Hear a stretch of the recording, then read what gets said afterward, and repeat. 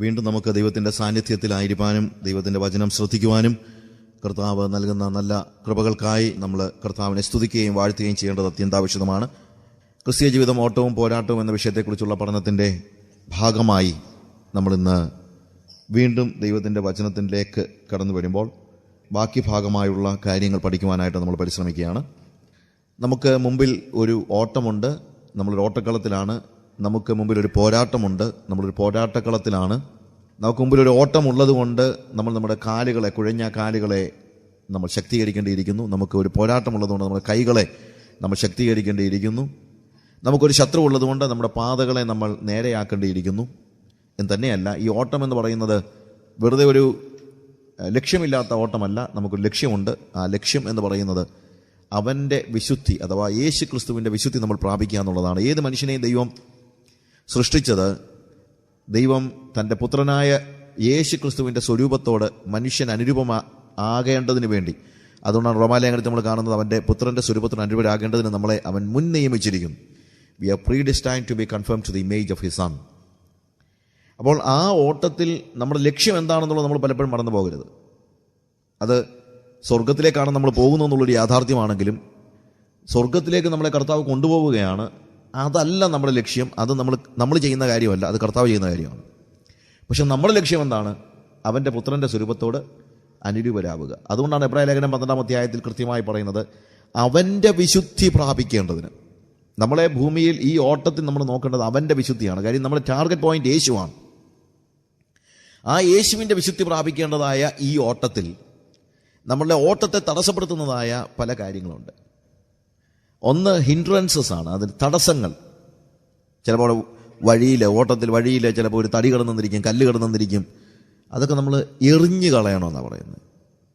Hindrances ആണ്. ഒരുപക്ഷെ നമ്മുടെ ദേഹത്ത് എന്തെങ്കിലുമൊക്കെ കാര്യങ്ങൾ കാണും. റേസ് ഓടുന്ന ഒരു അത്ലറ്റിനെ സംബന്ധിച്ചിടത്തോളം ആ അത്ലറ്റ് ഒരു 3 പീസ് സ്യൂട്ടും 2 കൈയിലും 2 സ്യൂട്ട് കേസും തലയിൽ ഒരു ചുമടും വെച്ചോണ്ടൊന്നുമല്ല ഓടുന്നത്. അങ്ങനെ ഓടാൻ കഴിയത്തില്ല. അപ്പോൾ അതുകൊണ്ട് നമ്മളുടെ ഓട്ടത്തെ ബാധിക്കുന്ന എല്ലാ കാര്യങ്ങളെയും നമ്മൾ എറിഞ്ഞു കളയണം. അതുകൊണ്ടാണ് നമ്മൾ എബ്രായ ലേഖനം 12-ാം അധ്യായം 1-ാം വാക്യത്തിൽ കൃത്യതയോടെ വായിക്കുന്നത്, ആകയാൽ സകല ഭാരവും മുറുകെ പറ്റുന്ന പാപവും വിട്ട് നമുക്ക് മുമ്പിൽ വെച്ചിരിക്കുന്ന ഓട്ടം സ്ഥിരതയോടെ ഓടുക. ഓട്ടം സ്ഥിരതയോടെ ഓടണം. അപ്സ് ആൻഡ് ഡൗൺസ്, അത് നമ്മൾ ഇന്നലെ പഠിച്ച കാര്യമാണ്.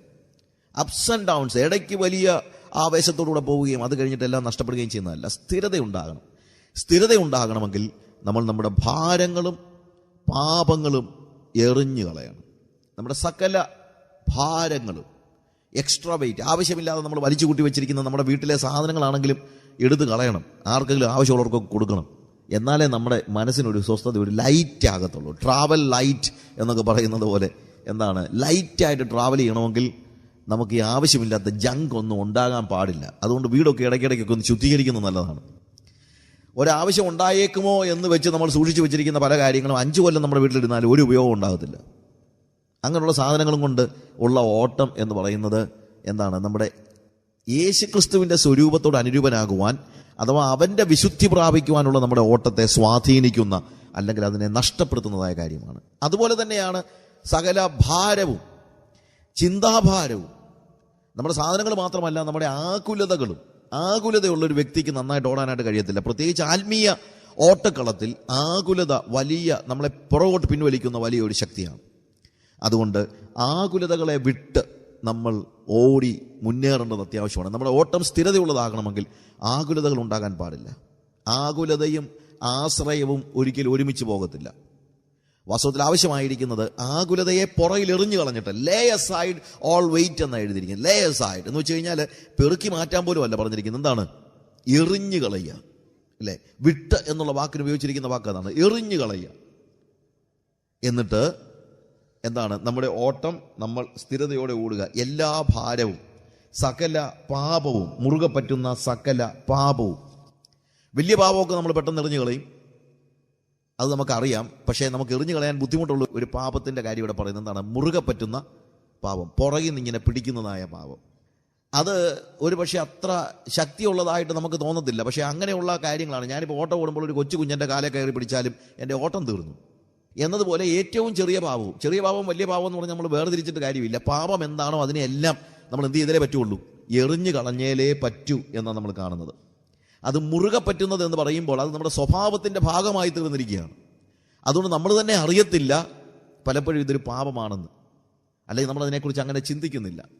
എന്നാൽ അങ്ങനെ നമ്മുടെ സ്വഭാവത്തിൻ്റെ ഭാഗമായി തീർന്ന പാപങ്ങളെ വെറുതെ നമ്മൾ ലൈറ്റായിട്ടെടുത്ത് നമ്മൾ ഒരിക്കലും പറയരുത് എന്താ എനിക്ക് അങ്ങനെ ഒരു ബലഹീനത ഉണ്ട് എന്നൊന്നും പറയരുത്. ബലഹീനതയല്ല, പാപത്തെ പാപം എന്ന് തന്നെ വിളിക്കാനായിട്ട് നമ്മൾ തയ്യാറാകണം. പാപത്തെ പാപമെന്ന് വിളിക്കാത്തിടത്തോളം കാലം ഒരു കാരണവശാലും പാപം നമ്മളെ വിട്ടുമാറുകയില്ല എന്നുള്ളത് നമ്മൾ ഓർക്കണം. അതിനെ എറിഞ്ഞു കളയണമെങ്കിൽ consider it as a sin.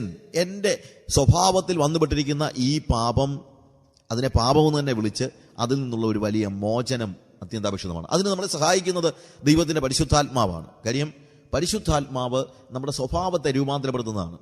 നമ്മുടെ സ്വഭാവത്തെ രൂപാന്തരപ്പെടുത്തുക എന്നുള്ള ലക്ഷ്യത്തോടു കൂടിയാണ് പരിശുദ്ധാത്മാവ് വരുന്നത് തന്നെ. പലപ്പോഴും നമുക്ക് നമ്മുടെ സ്വാഭാവികമായ നിലയിൽ എറിഞ്ഞു കളയാൻ കഴിയാത്ത പാപങ്ങളെയെല്ലാം പരിശുദ്ധാത്മാവ് അവൻ്റെ അഗ്നിയിൽ ശുദ്ധീകരിച്ചെടുക്കും നമ്മൾ കാണുന്നുണ്ട്. അതിനെക്കുറിച്ച് കൂടുതൽ വിശദീകരിക്കുവാനായിട്ട് ഞാൻ സമയമെടുക്കുന്നില്ല.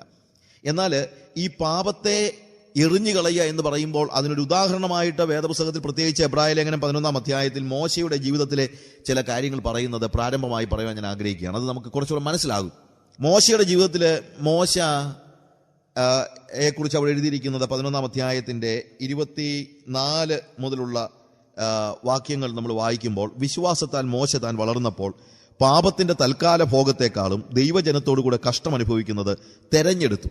പ്രതിഫലം നോക്കിയതുകൊണ്ട് ഫറവോന്റെ പുത്രിയുടെ മകൻ എന്ന് വിളിക്കപ്പെടുന്നത് നിരസിക്കുകയും മിസ്രയീമിലെ നിക്ഷേപങ്ങളെക്കാൾ ക്രിസ്തുവിന്റെ നിന്ന വലിയ ധനം എന്ന് എണ്ണുകയും ചെയ്തു.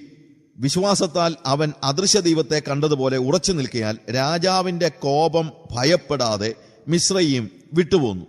വീണ്ടും പല ഭാഗങ്ങളുണ്ട്. എങ്കിലും പാപവുമായിട്ട് ബന്ധപ്പെടുത്തിയുള്ള ഈ ഭാഗം ഞാനിത് വായിച്ചപ്പോൾ എൻ്റെ മനസ്സിൽ ഒത്തിരി സ്വാധീനം ചെലുത്തിയതായ ചില കാര്യങ്ങളുണ്ട്. ഒന്ന്, നമ്മളുടെ നോട്ടത്തിൽ ഈ മോശ ചെയ്യുന്ന കാര്യങ്ങൾ ഈ പറയുന്നത് പോലെ വലിയ മോശയുടെ ജീവിതത്തിലെ വലിയ പാപമായിട്ട് നമുക്ക് എന്താ കാണാൻ പറ്റുന്നത്? അവൻ്റെ 40 വയസ്സ് വരെയുള്ള മിസ്രൈമിലെ ജീവിതത്തിൽ നമ്മൾ പറയുന്ന എന്തെങ്കിലും വലിയ കാര്യങ്ങൾ കാണുന്നുണ്ടോ?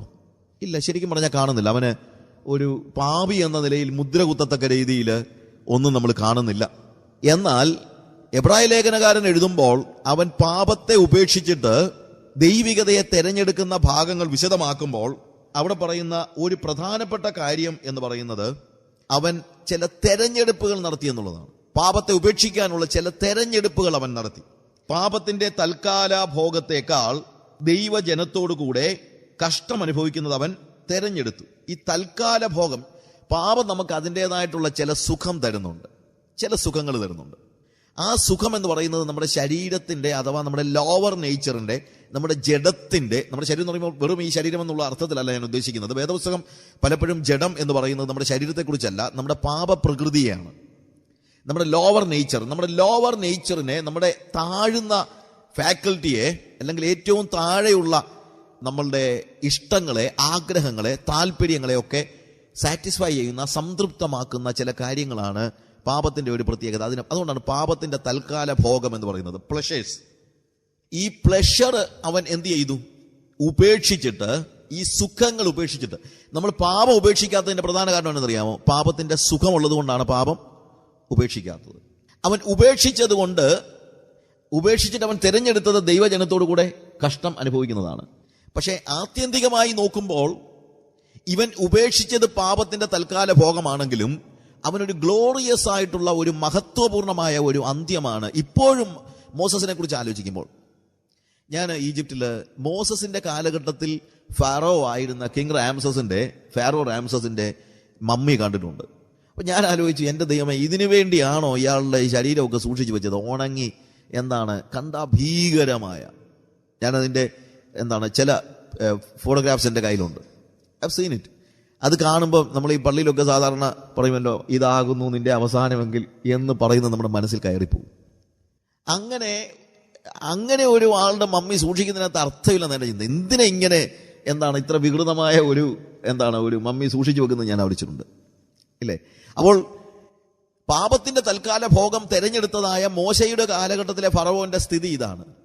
പക്ഷെ മോശയുടെ ഇന്നത്തെ സ്ഥിതി എന്താണ്? യേശു കർത്താവ് മറുരൂപപ്പെടുന്നതായ മലയിൽ മോശയെ കണ്ടു കഴിഞ്ഞപ്പോൾ പത്രോസൊക്കെ അന്തിച്ചു പോവുകയാണ്. കാര്യം അവന്റെ ആ മഹിമ, ഇല്ലേ? അപ്പോൾ നമ്മൾ ഈ ലോകത്തിൽ എത്ര പാപത്തിന്റെ തൽക്കാല ഭോഗങ്ങൾ കൊണ്ട് അതിനെ വിട്ടുകളയാൻ മനസ്സില്ലാതെ ആ പ്ലഷേഴ്സിനെയാണ് നമ്മൾ തിരഞ്ഞെടുക്കുന്നതെങ്കിൽ, ഈ ലോകത്തിൽ നമ്മൾ തിരഞ്ഞെടുക്കുന്നതിന്റെ നേരെ വിപരീതമായ കാര്യമാണ് വരാനുള്ള ലോകത്തിൽ നമുക്ക് ലഭിക്കാൻ പോകുന്നത്. അതുകൊണ്ട് ഈ ലോകത്തിലെ തൽക്കാല ഭോഗങ്ങളെ നമ്മൾ ഉപേക്ഷിക്കേണ്ടത് അത്യന്താപേക്ഷിതമാണ്. പാപം ഉപേക്ഷിക്കാൻ നമുക്ക് മനസ്സില്ലാത്തത് എന്തുകൊണ്ടാണ്? അതിന്റെ തൽക്കാല ഭോഗങ്ങളിൽ നമ്മൾ നമ്മുടെ ലോവർ നേച്ചർ ഇങ്ങനെ അതിനെ എൻജോയ് ചെയ്യുന്നത് കൊണ്ടാണ്. നയാഗ്ര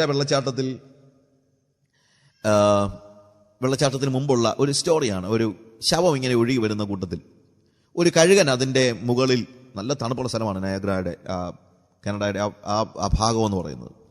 അപ്പോൾ ഈ ശവം ഇങ്ങനെ ഒഴുകി വരുന്ന കണ്ടുകൊണ്ട് ഒരു കഴുകൻ, ശവം കണ്ടു കഴിഞ്ഞാൽ പിന്നെ കഴുകനെ ഇരിക്കാൻ പറ്റത്തില്ല, അതിന് ഇറ്റ് ലൈക്സ് ഇറ്റ്. അതുകൊണ്ട് എന്ത് ചെയ്തു, ഈ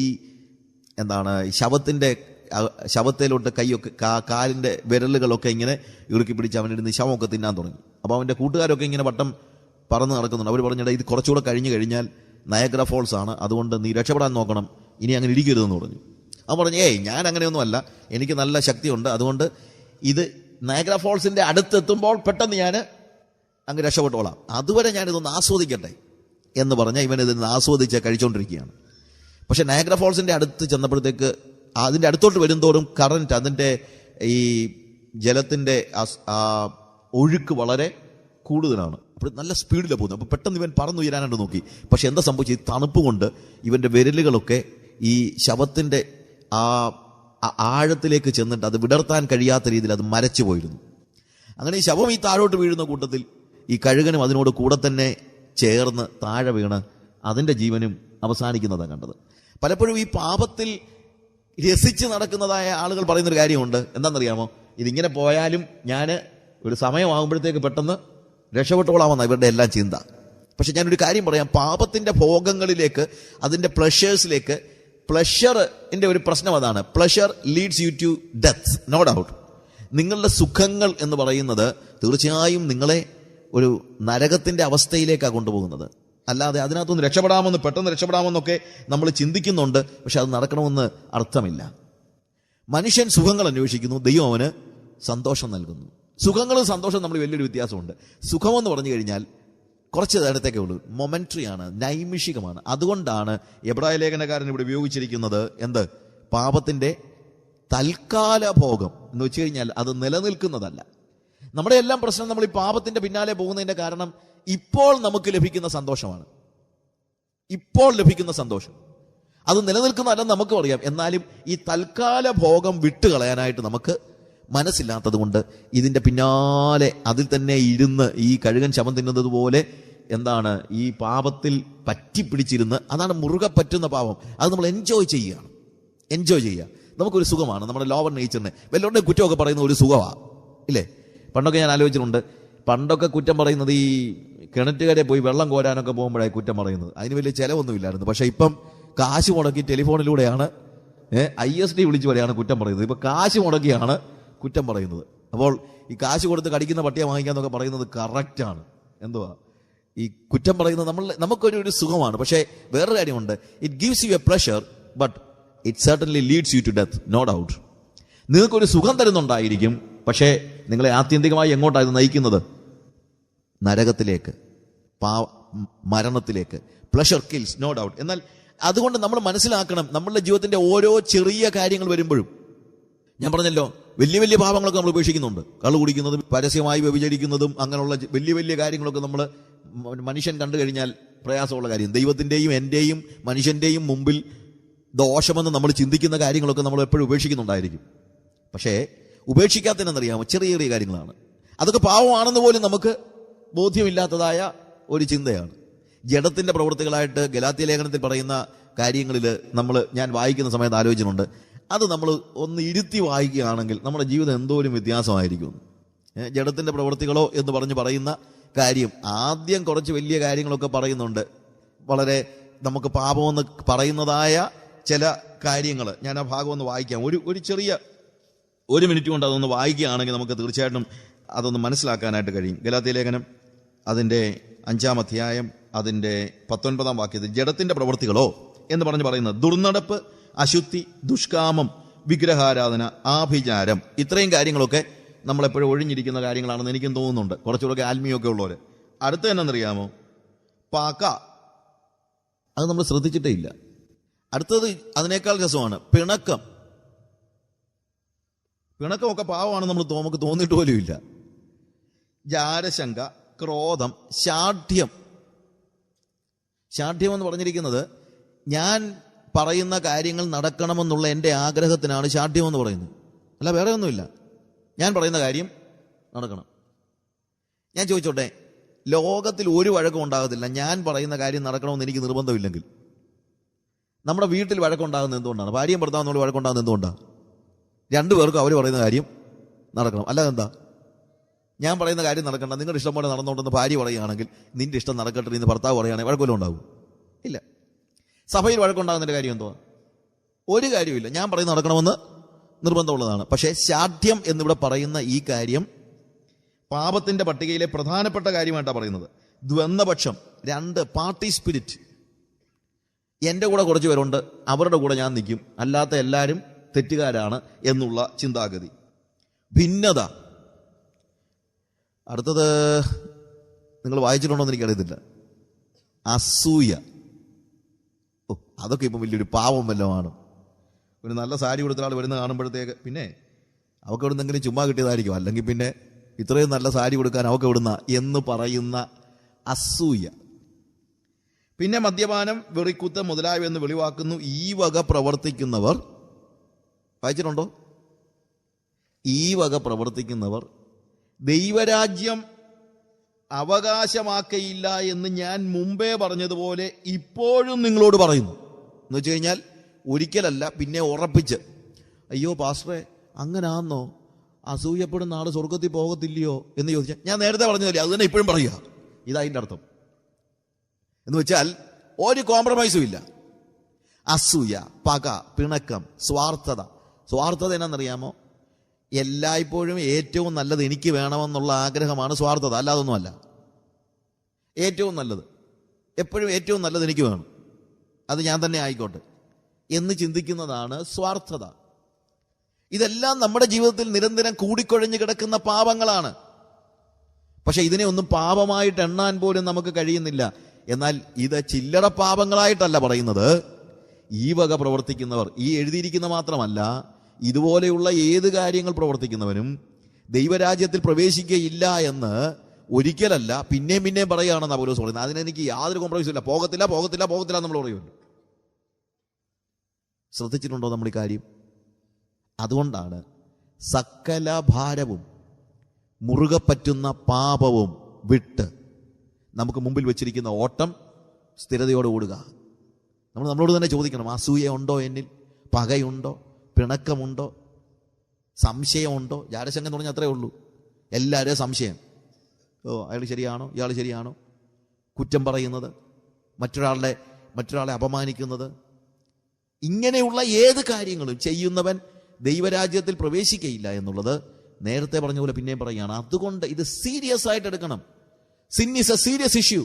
It's not a small thing. Call sin a sin. Don't call it a weakness.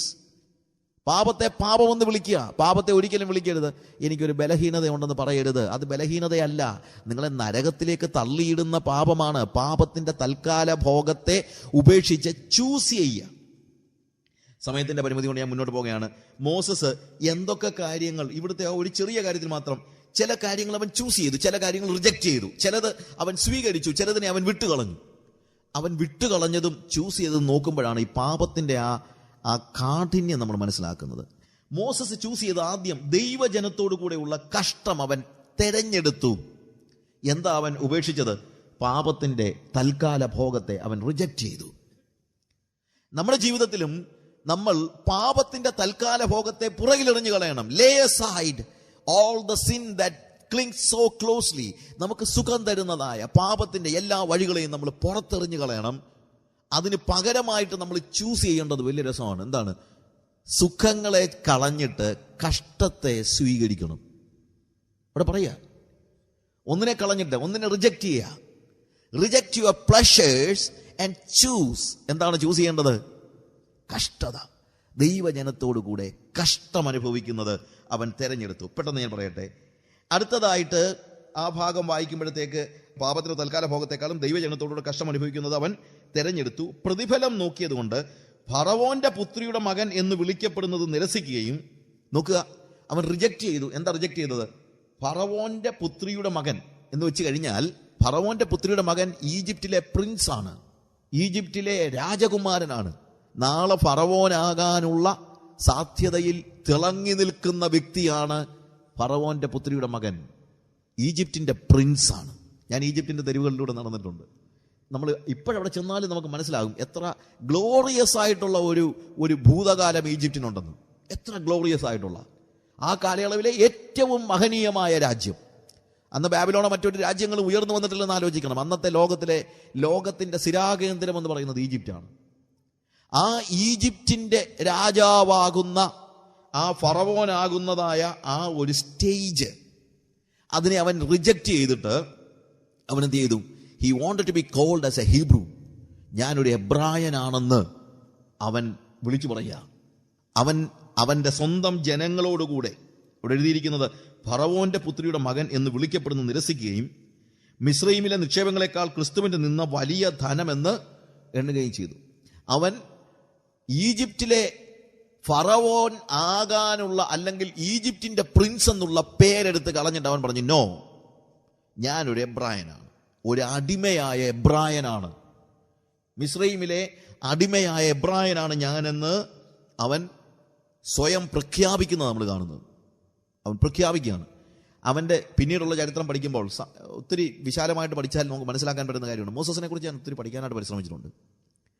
മോശ 40 വർഷം ഈജിപ്തിലെ പ്രിൻസ് ആയിട്ട് ജീവിച്ചു. ഈജിപ്തിലെ പ്രിൻസ് ആയിട്ട് ജീവിച്ചു കഴിഞ്ഞപ്പോൾ അവൻ ചിന്തിച്ചത് രാജാവായിരുന്നു കൊണ്ട് തൻ്റെ ജനങ്ങളെ വിടുവിക്കാമെന്നാണ്. പക്ഷേ രാജാവായി അല്ലെങ്കിൽ രാജകുമാരനായി ഇരിക്കുന്ന സമയത്ത് അവൻ്റെ സഹോദരന്മാർ അവനോട് ചോദിച്ചു, നിന്നെ ഞങ്ങൾക്ക് ന്യായാധിപതിയാക്കിയത് ആര്? അപ്പോൾ അവനൊരു വലിയ സത്യം മനസ്സിലാക്കി. എന്താണെന്നറിയാമോ? രാജാവായിരുന്നു കൊണ്ട് ഒരിക്കലും എൻ്റെ ജനത്തെ വിടുവിക്കാൻ പറ്റത്തില്ല.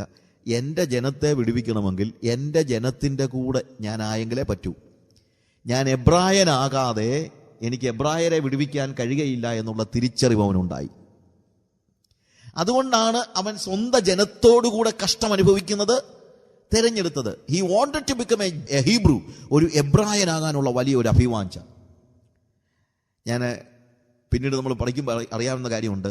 അവൻ ഫറവോന്റെ രാജാവിൻ്റെ കോപം ഭയപ്പെട്ടല്ല, നമ്മളൊക്കെ ചിന്തിക്കുന്ന രാജാവിൻ്റെ കോപം ഭയപ്പെട്ടെന്നാണ്. രാജാവിൻ്റെ കോപം ഭയപ്പെടാതെ അവൻ ഓടിപ്പോയി ആ മരുഭൂമിയിൽ മിദ്യാനിലെ പുരോഹിതനായ യിത്രോവിൻ്റെ മക്കൾ അവനെ കണ്ട് അവൻ അവരെ സഹായിച്ചു.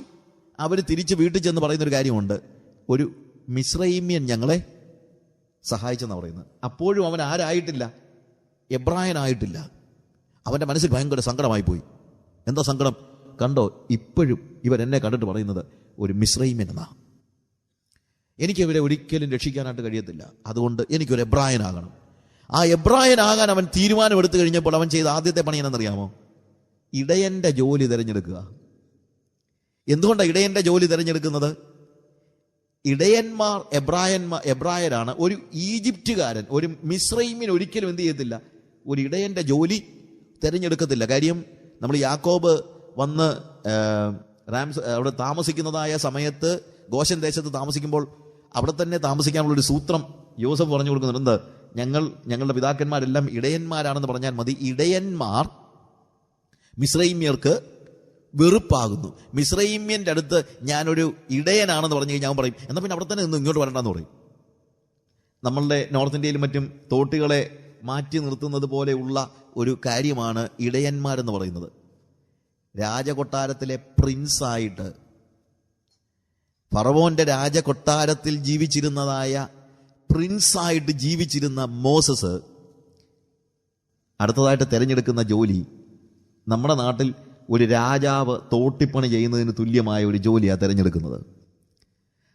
ഞാൻ പറഞ്ഞത് മോസസിന്റെ തെരഞ്ഞെടുപ്പിന്റെ ആ ആഴം നമുക്ക് അപ്പോഴാണ് ഗ്രഹിക്കാൻ കഴിയുന്നത്. ഒരു രാജകൊട്ടാരത്തിലെ പ്രിൻസായിട്ട് ജീവിച്ച വ്യക്തി ഒരു ദിവസം പെട്ടെന്ന് തോട്ടിപ്പണി തിരഞ്ഞെടുത്താൽ എങ്ങനെയിരിക്കും? അതുപോലെയുള്ള ഒരു ജോലിയാണ് വാസ്തവത്തിൽ അവൻ ഇടയ ജോലി തിരഞ്ഞെടുത്തപ്പോൾ തീരുമാനമെടുത്ത കാര്യം. എൻ്റെ ജനത്തോടു കൂടെ കഷ്ടം അനുഭവിക്കുന്നത് അവൻ തിരഞ്ഞെടുക്കുകയാണ്. ക്രിസ്തുവിന്റെ നിന്ന വലിയ ധനമെന്ന് അവൻ എണ്ണി. The treasure of Egypt in one side, ഒരു വശത്ത് മിസ്രയീമിന്റെ ധനം, മറുവശത്ത് എന്താണ്? ക്രിസ്തുവിന്റെ നിന്ന. എന്ത് തെരഞ്ഞെടുക്കും? മോസസിനെ കുറിച്ചുള്ള ഒരു റബനിക് സ്റ്റോറി ഉണ്ട്. നടന്ന കഥയാണെന്ന് അറിയത്തില്ല, പക്ഷെ ആ സ്റ്റോറി പറയുന്നത് ഇങ്ങനെയാണ്. ചെറുപ്പത്തിൽ മോസസ് ഇങ്ങനെ മുട്ടിലഴിഞ്ഞ് നടക്കുന്നതായ സമയത്ത് ഫറവോന് ഒരു തമാശ തോന്നി, ഇവൻ എങ്ങനെയുണ്ട് എന്നറിയാനായിട്ട്. നടന്ന കഥയല്ല, പക്ഷെ വാസ്തവത്തിൽ അതിൻ്റെ അർത്ഥം ശരിയാണ്. ഫറവോൻ എന്ത് ചെയ്യുന്നറിയാമോ?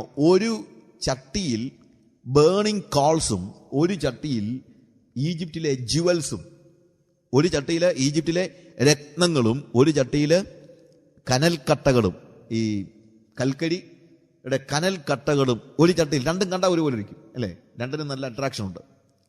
അപ്പം എന്നിട്ട് പറഞ്ഞു, നമുക്ക് നോക്കാം ഇവൻ എന്താ ചെയ്യുന്നതെന്ന്.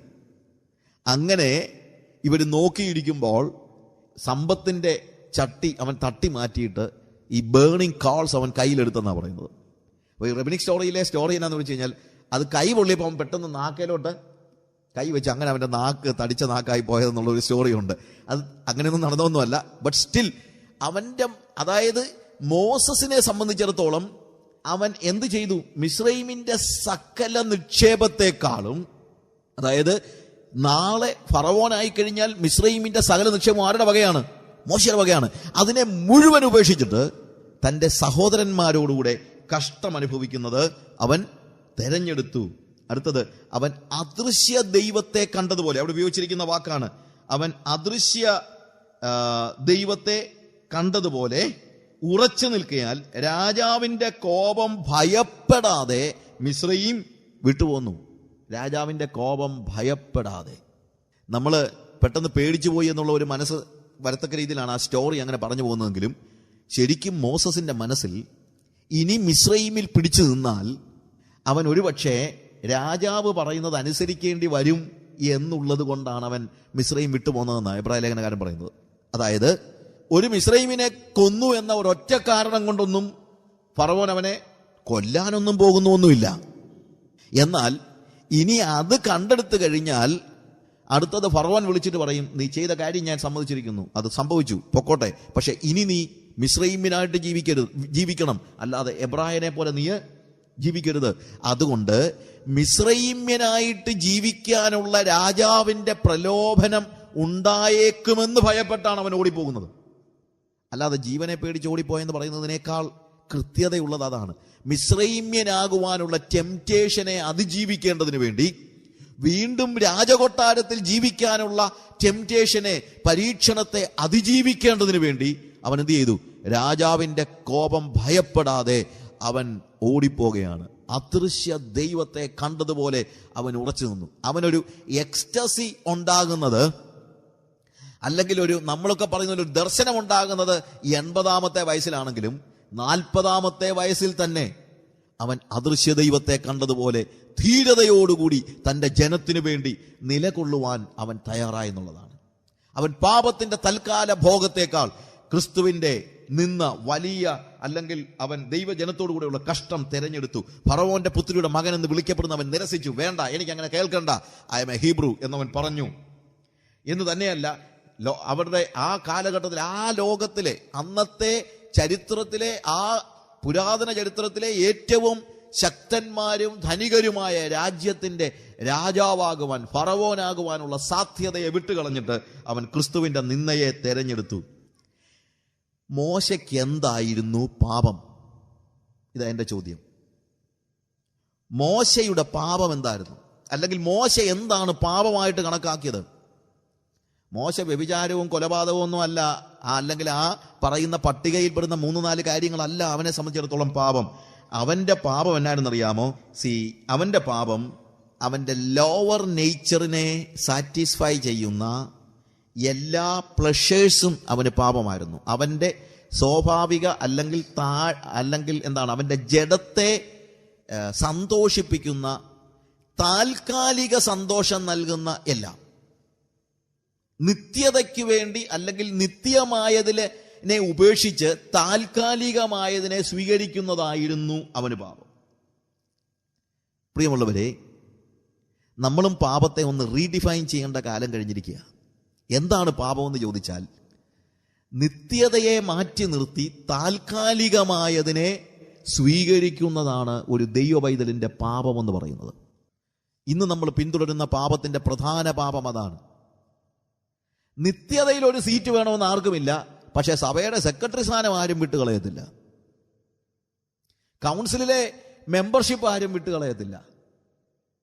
നിത്യതയേക്കാൾ ഉപരി, അല്ലെങ്കിൽ നിത്യതയുടെ ദർശനത്തെ നഷ്ടപ്പെടുത്തി താൽക്കാലികമായതിനു വേണ്ടി നിലകൊള്ളുന്നതാണ് യഥാർത്ഥത്തിൽ ഒരു ദൈവ പൈതലിന്റെ ജീവിതത്തിലെ പാപം എന്ന് പറയുന്നത്.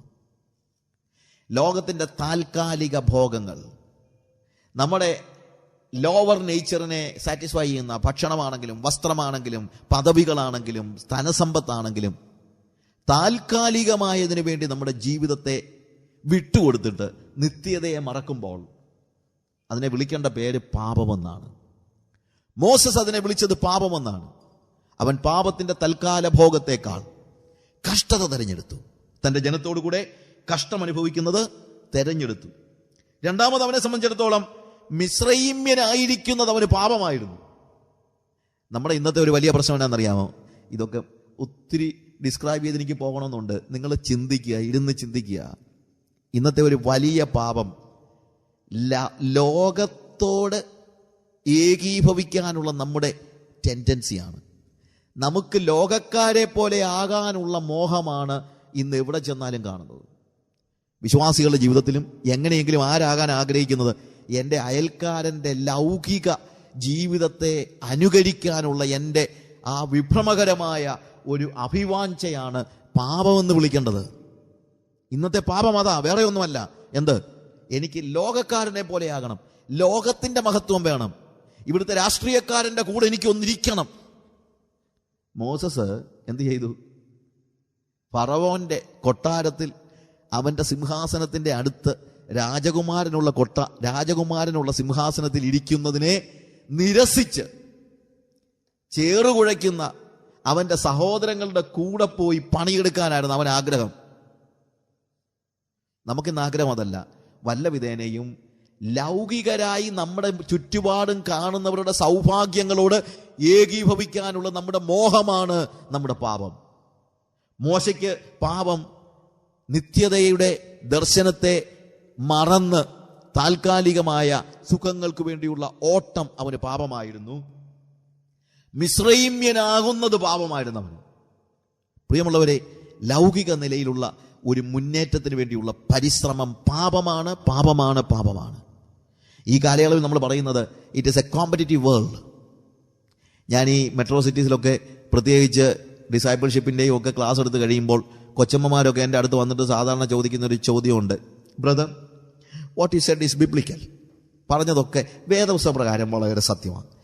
But we live in a competitive world, isn't it? നമ്മൾ ജീവിക്കുന്നത് വളരെ കോമ്പറ്റിറ്റീവായിട്ടുള്ള ഒരു ലോകത്തിലല്ലേ? നിങ്ങൾ പറഞ്ഞതുപോലെയുള്ള ഒരു ആത്മീയതയൊക്കെ വെച്ച് പുലർത്തിയാൽ നമ്മുടെ കുഞ്ഞുങ്ങളൊക്കെ ആ കോമ്പറ്റിറ്റീവ് വേൾഡിൽ എങ്ങനെയാണ് മുതിർന്നു വരുന്നത്? നമ്മുടെ കുഞ്ഞുങ്ങളെ നമ്മൾ കോമ്പറ്റിറ്റീവായിട്ട് വളർത്തേണ്ടതല്ലേ? അങ്ങനെ ഒരു സമൂഹമല്ലേ നമ്മുടെ ചുറ്റുമുള്ളത്? Only a smart mouse wins in this rat race എന്നൊക്കെ പറയുന്നത് പോലെ. ഇപ്പം ഞാൻ അവരോട് സാധാരണ പറയാറുള്ളൊരു കാര്യമുണ്ട്, നിങ്ങളുടെ കുഞ്ഞുങ്ങളെ നിങ്ങൾ കോമ്പറ്റിറ്റീവായിട്ട് വളർത്തിയാൽ അവരാദ്യം കോമ്പറ്റ് ചെയ്യുന്നത് നിങ്ങളോട് തന്നെ ആയിരിക്കും, ഒരു സംശയവും വേണ്ട. അത് തന്നെയാണ് നമ്മളിന്ന് കാണുന്നതും, ഇല്ലേ? ഒരു മനുഷ്യനോടും സ്നേഹമില്ലാത്ത നിലയിലാണ് ഇന്ന് നമ്മുടെ കുഞ്ഞുങ്ങൾ വളരുന്നത്. എങ്ങനെയും മിസ്രൈമ്യരാക്കാനാണ് നമ്മൾ നോക്കുന്നത്, എങ്ങനെയും മിസ്രൈമ്യനാക്കാൻ. എന്നാൽ എബ്രായനായി തുടരുന്ന, വിശ്വാസിയായി തുടരുന്ന നമ്മുടെ കുഞ്ഞുങ്ങൾ എങ്ങനെയാണ് വളരേണ്ടത്? ആത്മീകരായി വളരുവാനുള്ള വലിയ ഒരു ആഭിമുഖ്യം. ഈ അമേരിക്കയിലെ പല സ്ഥലങ്ങളിലും ഈ ബ്ലാക്ക് കമ്മ്യൂണിറ്റിയിൽ വളരെ ബ്ലാക്ക് ആണെന്നുള്ളതിൽ അഭിമാനിക്കുന്ന ആളുകളാണ് നല്ലൊരു ശതമാനം ആളുകൾ. അവർ അന്യോന്യം പിരിയുമ്പോൾ കൈ കൊടുത്ത് പറയുന്നൊരു കാര്യമുണ്ട്, സ്റ്റേ ബ്ലാക്ക് മാൻ. നീ കറുത്തവനായി തന്നെ തുടരുക, വെള്ളക്കാരനാകാൻ നീ പരിശ്രമിക്കേണ്ടെന്ന്. നമ്മുടെ പ്രശ്നം എന്നറിയാമോ? എങ്ങനെങ്കിലും വെള്ളക്കാരനാകാനാണ് എല്ലാ മനുഷ്യൻ്റെയും ആഗ്രഹം. പക്ഷെ അവർ അഭിമാനത്തോടെ പറയുന്നത് സ്റ്റേ ബ്ലാക്ക് മാൻ. നീ വെള്ളക്കാരനായിട്ടല്ല, നീ ബ്ലാക്കാണ്, നീ ബ്ലാക്കായിട്ട് തുടരണം. ഞാൻ ആഫ്രിക്കയിലൊക്കെ പല കൺട്രീസിൽ പോയിട്ടുണ്ട്. ആഫ്രിക്കയിലെ പല അറിവുള്ള ആളുകളുമായിട്ട് സംസാരിക്കുമ്പോഴാണ് മനസ്സിലാകുന്നത്. അവരുടെ മനസ്സിലെല്ലാം അവരുടെ പൈതൃകത്തെക്കുറിച്ചുള്ള വലിയ ഒരു ബോധ്യം അവർക്കുണ്ട്. സാധാരണക്കാരായ ആളുകളല്ല, അതിനെക്കുറിച്ച് പഠിച്ചിട്ടുള്ള ആളുകൾ. വളരെ നോബൽ പ്രൈസ് വിന്നറായിട്ടുള്ള ഒരു കവിയുണ്ട്, അദ്ദേഹം ഒരു വാക്ക് ഞാനിപ്പോഴും ആലോചിക്കുന്നുണ്ട്. അദ്ദേഹം പറഞ്ഞത്, ആഫ്രിക്ക ഇരുണ്ട ഭൂഖണ്ഡമായിരുന്ന ഞങ്ങൾക്കെന്നും പ്രകാശം ഉണ്ടായിരുന്നെന്ന്.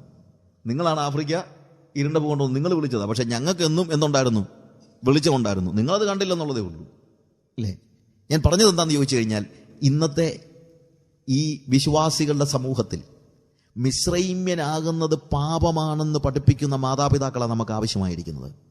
മോനെ, ലൗകികമായി നീ ഏറ്റവും ഉന്നതമായ നിലയിലെത്തണം, ലൗകികമായി നീ അങ്ങ് കയറി പോകണം, ആരുടെ തോളയിൽ ചവിട്ടിയാണെങ്കിലും നിന്റെ തല മോളി നിൽക്കണമെന്ന് പഠിപ്പിച്ചു വിടുന്ന മാതാപിതാക്കളുണ്ടല്ലോ, അവരൊക്കെ തങ്ങളുടെ കുഞ്ഞുങ്ങളെ നരകത്തിന് വിറ്റുകളയുകയാണെന്നുള്ളത് മറന്നു പോകരുത്. നരകത്തിന് വിറ്റുകളയുകയാണ്. മിസ്രൈമ്യനായിരിക്കുന്നത് പാപം പാപം പാപം. എബ്രായനായി ജീവിക്കും, വിശുദ്ധനായി ജീവിക്കും.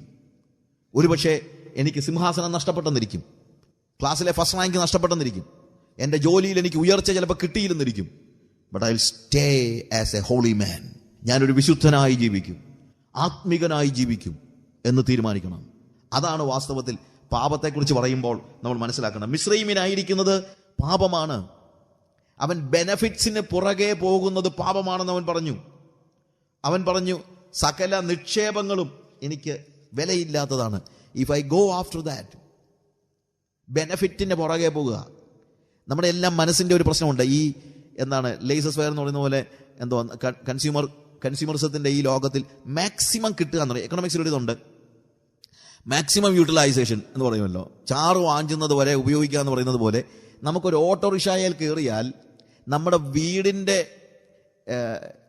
കട്ടിലിന്റെ അടുത്തോട്ട് അതിനെ കൊണ്ട് നമ്മൾ 10 രൂപ കൊടുക്കുന്നില്ല, അവൻ ഇങ്ങോട്ടോട്ട് ഓടിച്ചാൽ എന്നാണ് നമ്മുടെ ചിന്ത. എന്നാൽ അവൻ്റെ ഓട്ടോ ഇതിലെ കയറി കഴിഞ്ഞാൽ അവൻ്റെ ടയർ പോകുമോ എന്നാൽ വേണ്ട, അത് വേണ്ട, അപ്പുറത്ത് ഞാൻ ഒരു ചുവട് നടന്നോളാമെന്ന് നമുക്ക് ചിന്തയില്ല. മാക്സിമം എത്രയും എന്തെല്ലാം കിട്ടാമോ, ലോകത്തിൽ എന്തൊക്കെ സുഖസൗകര്യങ്ങൾ കിട്ടാമോ അതിൻ്റെ മാക്സിമം ഉപയോഗിക്കാനാണ് നമ്മുടെ മനസ്സ് കിടക്കുന്നത്. എന്നാൽ ഒരു ആത്മീയനെ സംബന്ധിച്ചിടത്തോളം ബെനഫിറ്റ്സ് അവനൊരു വിഷയമല്ല. ഹല്ലേലൂയ. ബെനഫിറ്റ്സിന് പുറകെ പോകുന്നത് പാപം. അടുത്തത്, ദൈവജനത്തോട് ഏകീഭവിക്കാതിരിക്കുന്നത് പാപമാണെന്ന് മോസസ് മനസ്സിലാക്കി. അവൻ തൻ്റെ സ്വന്തം ജനത്തോടുകൂടെ കഷ്ടം അനുഭവിക്കുന്നത് തെരഞ്ഞെടുത്തു. അവൻ പറഞ്ഞു, ഞാൻ നിങ്ങളുടെ ഭാഗമാണ്, അല്ലാതെ അവരുടെ ഭാഗമല്ല. ഓരോ സ്ഥലങ്ങളിൽ ചെല്ലുമ്പോഴും, പ്രത്യേകിച്ച് സുവിശേഷ ഞാൻ പലപ്പോഴും ആലോചിച്ചിട്ടുണ്ട്. ഞാൻ ഇന്ത്യയുടെ മിക്കവാറുമുള്ള എല്ലാ സ്റ്റേറ്റുകളിലും യാത്ര ചെയ്യുന്ന ആളാണ്. അവിടെയൊക്കെ ചെന്ന് സുവിശേഷ വേല ചെയ്യുമ്പോൾ മലയാളികളായ മിഷനറി ലീഡേഴ്സിൻ്റെയും മറ്റുള്ളവരുടെയും ഒക്കെ ഒരു പ്രശ്നം ഞാൻ കണ്ടിട്ടുണ്ട്. ദേ ഓൾവേസ് സ്റ്റാൻഡ് മുകളിൽ നിന്ന് താഴോട്ട്, മോളിൽ നിന്ന് താഴോട്ടാണ് നോക്കുന്നത്. ബാക്കിയുള്ള നോർത്ത് ഇന്ത്യക്കാരനായ ഒരു മിഷണറിയെ കാണുമ്പോഴത്തേക്ക് അവനെന്തോ ഗതികേട് കൊണ്ട് ഇതിനകത്ത് ഇറങ്ങി, ഞാൻ അങ്ങനല്ല, ഞാൻ എല്ലാം കളഞ്ഞു വെച്ച് വന്നതാ എന്നുള്ള രീതിയിലാണ് സംസാരം. കേരളത്തിൻ്റെ സുഖശീതളമേ എല്ലാം കളഞ്ഞിട്ട് ഞാൻ വന്നിരിക്കുകയാണ് നിങ്ങളെ സഹായിക്കാനായിട്ട്. ആർക്ക് വേണം നിങ്ങളുടെ സഹായം? ഞാൻ ചെല്ലുന്ന സമയങ്ങളിലൊക്കെ ഞാൻ പറയാൻ പരിശ്രമിക്കുന്ന കാര്യമുണ്ട്. ഞാൻ ഒറീസയിലൊക്കെ വളരെ ഇൻറ്റീരിയർ ഗ്രാമങ്ങളിൽ ചെന്ന് താമസിച്ചിട്ടുണ്ട്. അവരോട് ഞാൻ പറഞ്ഞിട്ടുണ്ട്, ഞാൻ നിങ്ങളെ പഠിപ്പിക്കാനൊന്നും വന്നതല്ല, നിങ്ങളിൽ നിന്ന് എന്തെങ്കിലും കാര്യങ്ങൾ പഠിക്കാനായിട്ട് വന്നതാണ്. അത് ശരിയുമാണ്. അവരുടെ കയ്യിൽ നിന്നാണ് നമ്മൾ സ്നേഹം എന്താണെന്ന് പഠിക്കേണ്ടത്. അവരുടെ കയ്യിൽ നിന്നാണ് ത്യാഗം എന്താണെന്ന് പഠിക്കേണ്ടത്. അതൊന്നും അറിയാൻ വയ്യാതെ, സ്നേഹിക്കാൻ അറിയാൻ വയ്യാതെ, ത്യാഗം കാണിക്കാൻ അറിയാൻ വയ്യാതെ, അഹങ്കാരം കാണിച്ചിട്ട് അവരുടെ അടുത്ത് ചെന്ന് അവരെ പഠിപ്പിക്കാൻ നോക്കുക. നമ്മൾ പഠിക്കേണ്ട പല സ്വഭാവ വിശേഷങ്ങളും പഠിക്കേണ്ടത് ആദിവാസികളിൽ നിന്നാണ്.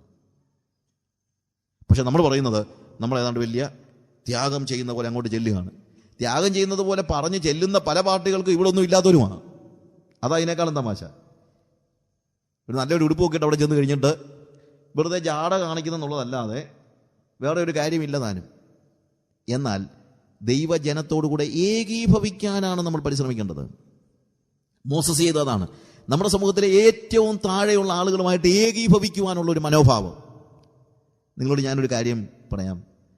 മിഷണറീസ് ഓഫ് ചാരിറ്റി, മദർ തെരേസയുടെ മിഷണറീസ് ഓഫ് ചാരിറ്റിയിലെ സിസ്റ്റേഴ്സിൻ്റെ ഡ്രസ്സ് ശ്രദ്ധിച്ചിട്ടുണ്ടല്ലോ? നീലക്കരയുള്ള ഒരു സാരിയാണ്. ശ്രദ്ധിച്ചിട്ടുണ്ടോ? നീലക്കരയുള്ള സാരി എന്ന് പറയുന്നത് വെസ്റ്റ് ബംഗാളിലെ തോട്ടികളുടെ യൂണിഫോമാണ്. അവരുടെ സാധാരണക്കാരായ ആളുകളുടെ ഇടയിൽ പ്രവർത്തിക്കാൻ ഇറങ്ങിയപ്പോൾ അവർ പറഞ്ഞു, we are part of you, ഞങ്ങൾ നിങ്ങളുടെ ഭാഗമാണെന്ന് പറഞ്ഞ് അവരുടെ യൂണിഫോം തിരഞ്ഞെടുക്കുകയായിരുന്നു. ഇന്നിപ്പോൾ ലോകം മുഴുവൻ ആദരിക്കുന്ന ഒരു യൂണിഫോമാണത്. പക്ഷേ അവരത് തിരഞ്ഞെടുക്കുകയായിരുന്നു, ചൂസ് ചെയ്യായിരുന്നു. അപ്പൊ ദൈവജനത്തോടുകൂടെ ഏകീഭവിക്കാതിരിക്കുന്നത് പാപം. ഫറവോനാകുന്നത്, സ്വപ്നം കാണുന്നത് പാപമായിരുന്നു മോസസിന്. ഫറവോനാകാനുള്ള സാധ്യത, ഞാൻ നാളെ ഒരു ഫറവോനാകും എന്ന് അവന്റെ മനസ്സിൽ അവൻ ചിന്തിച്ചിരുന്നെങ്കിൽ അവൻ പാപിയാകുമായിരുന്നു. മോശയ്ക്ക് അത് പാപമായിരുന്നു. ഇന്ന് ഞാൻ പറയട്ടെ, നമുക്കൊക്കെ ഇന്നും ഭൗതികമായ മോഹങ്ങളാണ് തിളച്ചു നിൽക്കുന്നത്. ഇന്ന് വിശ്വാസികൾ, ഞാൻ ചിലപ്പോൾ ആലോചിച്ചിട്ടുണ്ട്, ആത്മീയതയെ തന്നെ ഭൗതികമായ, എന്തിനാ സഭായോഗത്തിന് വരുന്നതെന്ന് ചോദിച്ചാൽ തന്നെ എന്തിനാണ് ഉപവാസം എടുക്കുന്നത്? ഇന്ന് മനുഷ്യൻ എന്തിനാണ് ഉപവാസം എടുക്കുന്നത്? ഫറവോനാകാനാ ഉപവാസം എടുക്കുന്നത്. വല്ല വിധേനയും ദൈവത്തിന്റെ കൈ തിരിച്ചു പിടിച്ച് അവന്റെ കയ്യിൽ നിന്ന് എന്തെങ്കിലും വാങ്ങിച്ച് എനിക്കൊരു ഗമയിൽ നടക്കാനുള്ള രീതിയിലുള്ള ഭൗതിക മോഹങ്ങളാണ് ഇന്ന് മനുഷ്യനെ, ഇന്ന് വിശ്വാസികളെ നയിക്കുന്നത്. എന്നാൽ മോസസിനെ സംബന്ധിച്ചിടത്തോളം ഫറവോനാകുന്നത് സാധ്യത ഉണ്ടായിരുന്നിട്ടും അതാകുന്നത് പാപമാണെന്ന് തിരിച്ചറിഞ്ഞത് കൊണ്ടാണ്, നാളെ ഫറവോനായി പോകുമോ എന്നുള്ള പേടിയുള്ളത് കൊണ്ടാണ് അവൻ മിസ്രയീം വിട്ട് ഓടിപ്പോയത്. പ്രിയമുള്ളവരെ, നമ്മുടെ ജീവിതത്തിൽ ആത്മീകത തിളച്ചു നിൽക്കേണ്ടതിന് പകരം ഭൗതിക മോഹങ്ങളാണ് തിളച്ചു നിൽക്കുന്നതെങ്കിൽ നമ്മൾ പാപത്തിന്റെ പടുകുഴിയിലേക്ക് വീണുകൊണ്ടിരിക്കുന്നതാണ്. രാജാവിന്റെ കോപം ഭയപ്പെടുന്നത് പാപമാണെന്ന് അവൻ മനസ്സിലാക്കി. അതുകൊണ്ട് രാജാവിന്റെ കോപം ഭയപ്പെടാതെ അദൃശ്യ ദൈവത്തെ കണ്ടതുപോലെ അവൻ ഉറച്ചു നിന്നു. ഈ വാക്യത്തിലാണ് ഇതിന്റെ ക്ലൂ കിടക്കുന്നത്. എന്തുകൊണ്ടാ നമ്മളൊക്കെ ഇപ്പോഴും നമ്മുടെ ലോവർ നേച്ചറിനെ സാറ്റിസ്ഫൈ ചെയ്യുന്നതും മിസ്രൈമ്യനാകാൻ കൊതിക്കുന്നതും ബെനഫിറ്റ്സിന് പുറകെ പോകുന്നതും ദൈവജനത്തോട് ഏകീഭവിക്കാതിരിക്കുന്നതും ഫറവോനാകുന്നത് സ്വപ്നം കാണുന്നതൊക്കെ എന്തുകൊണ്ടാണെന്നറിയാമോ? നമ്മളാരും അദൃശ്യ ദൈവത്തെ കണ്ടിട്ടില്ല എന്നുള്ളതാണ് കാര്യം. യഥാർത്ഥത്തിൽ അദൃശ്യ ദൈവത്തെ കണ്ട ഒരു വ്യക്തി ഈ ഒരൊറ്റ കാര്യവും അവനെ സ്വാധീനിക്കത്തില്ല. അവനെ നിങ്ങൾക്ക് പൈസയുടെ കിലുക്കത്തിൽ, നാണയത്തിന്റെ കിലുക്കത്തിൽ അവനെ നിങ്ങൾക്ക് മാറ്റാൻ കഴിയത്തില്ല. കസേര കൊടുത്ത് അവനെ മാറ്റി നിർത്താൻ കഴിയത്തില്ല. പ്രൈസ് ചെയ്ത്, അല്ലേ? ചിലപ്പോൾ ചെല്ലുമ്പോഴത്തേക്കൊക്കെ ആളുകൾ പ്രൈസ് ചെയ്ത് വലിയ വലിയ ആളാണെന്നൊക്കെ പറഞ്ഞ് നമ്മളെ വിളിക്കുന്ന പേരുകളൊക്കെ, വലിയ വലിയ പേരുകളൊക്കെ വിളിച്ച്, ഇതൊക്കെ കേൾക്കുമ്പോഴത്തേക്ക് അങ്ങ് ഉയർന്നു പോകരുത്. അവർക്ക് അറിയാൻ വയ്യാത്തതുകൊണ്ട് പറയുന്നതാ. എം തോമസ് എന്ന് പറയുന്ന ഡോക്ടർ എം തോമസ്, പഴയ നാഗാലാൻഡ് ഗവർണറാണ്. അദ്ദേഹം ഇരുന്ന ഒരു സ്റ്റേജിൽ നമ്മളുടെ KM തരകൻ സാറ് അദ്ദേഹത്തെ ഇരുത്തിക്കൊണ്ടൊരു വർത്തമാനം പറഞ്ഞു. ആരാധ്യനായ, അഭിമന്യനായ എന്ന് പറഞ്ഞ് KM തരകൻ സാറല്ലയോ, അദ്ദേഹത്തിന് നല്ല ഒന്നാന്തരം ലാംഗ്വേജ്. അങ്ങനെയുള്ള മഹാനായ ബഹുമാനപ്പെട്ട എം തോമസിനോടൊപ്പം വേദി പങ്കിടുന്നതിൽ എനിക്ക് വലിയ സന്തോഷമുണ്ട്. എം തോമസ് രണ്ടുപേരും മരിച്ചുപോയി. അപ്പോൾ ഈ വേദിയിൽ ഇതൊന്നും ശ്രദ്ധിക്കാതെ എം തോമസ് കുറച്ചു നേരമൊക്കെ കണ്ണുമൊക്കെ തിരുമി, ഇത് പ്രായമുള്ള മനുഷ്യനല്ലേ, നാക്കുമൊക്കെ നനച്ച് ഇങ്ങനെ ഇരിക്കുക. അദ്ദേഹം എഴുന്നേറ്റ് കഴിഞ്ഞപ്പോഴത്തേക്ക് അദ്ദേഹം പറഞ്ഞൊരു വാചകമുണ്ട്. എൻ്റെ ഭാര്യ പെണ്ണമ്മ, അവൾ മരിച്ചുപോയി, അവൾ പറഞ്ഞപ്പോൾ അവൾ എന്നോടൊരു കാര്യം പറഞ്ഞിട്ടുണ്ട്. നിങ്ങൾ ഈ സ്റ്റേജിൽ ഇരിക്കുമ്പോൾ നിങ്ങളെക്കുറിച്ച് ഓരോരുത്തരൊക്കെ ഓരോന്നൊക്കെ പറയും. അതൊന്നും വിശ്വസിക്കരുത്, അത് കള്ളവാ. അപ്പൊ സ്റ്റേജിൽ ഇരിക്കുമ്പോൾ നമ്മളെ ഇങ്ങനെ പൊക്കി പറയുമ്പോൾ അതിനകത്ത് പൊങ്ങുന്ന എന്തുകൊണ്ടാണെന്നറിയാമോ? ഇവൻ അദൃശ്യ ദൈവത്തെ കണ്ടിട്ടില്ലാത്തത് കൊണ്ടാണ്. അങ്ങനെ പറഞ്ഞില്ലെങ്കിൽ ചിലപ്പം ഗോകർണത്തോട്ട് ട്രാൻസ്ഫർ അടിച്ചെന്ന് വിളിക്കും. അതിനകത്തെ കാര്യം മറ്റൊന്നുമല്ല. അദൃശ്യ ദൈവത്തെ കണ്ടിട്ടുള്ളവന് ഇതൊന്നും ഏശത്തില്ല. Praise the lord, hallelujah. നമ്മുടെ പാപങ്ങളുടെ ആ ഭാണ്ഡങ്ങളെ, മുറുകെ പറ്റുന്ന പാപങ്ങളെ എറിഞ്ഞു കളയാതിരിക്കാൻ നമ്മളെ പിടിച്ചു നിർത്തുന്നു. അല്ലെങ്കിൽ ആ എറിഞ്ഞു കളയാതിരിക്കുന്നതിന്റെ കാരണം നമ്മൾ അദൃശ്യ ദൈവത്തെ കണ്ടിട്ടില്ല. പ്രിയമുള്ളവരെ, ശരിയായ ദൈവദർശനം ഉണ്ടായിട്ടുണ്ടെങ്കിൽ പാപത്തിന്റെ തൽക്കാല ഭോഗങ്ങളെ നമ്മൾ വിട്ടുകളയുന്നത്, മുറുകെ പറ്റുന്ന സകല പാപങ്ങളെ ഉപേക്ഷിക്കുവാൻ നമുക്ക് മടിയുണ്ടാകത്തില്ല.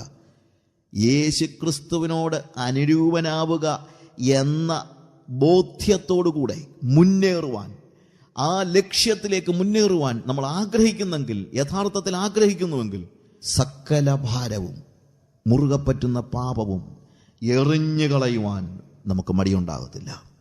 അടുത്തതായിട്ട് നമുക്ക് പറയാനുള്ള കാര്യം എറിഞ്ഞു കളയേണ്ട കാര്യങ്ങളല്ല, പ്രത്യുത നമ്മുടെ ഓട്ടത്തിൽ വെച്ചിരിക്കുന്നതായ കാര്യങ്ങളാണ്.